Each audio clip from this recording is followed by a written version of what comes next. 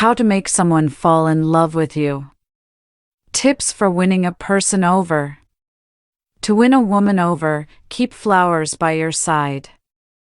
In a study at the University of Brittany-Sud, France, volunteers rated the men they met for the first time as the most interesting and handsome, and more likely to date them, after seeing pictures of flowers.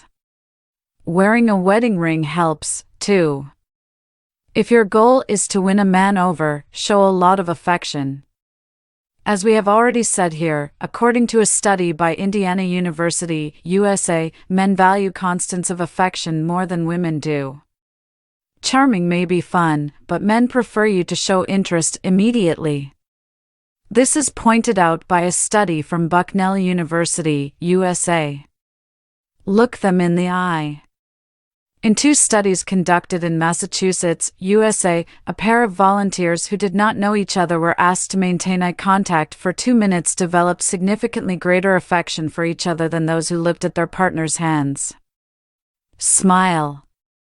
Research from the University of Aberdeen, St. Andrews and Liverpool, UK, and Harvard, USA, concluded that people find you more attractive with a smile on your face than with a neutral expression. And, of course, than with a closed face.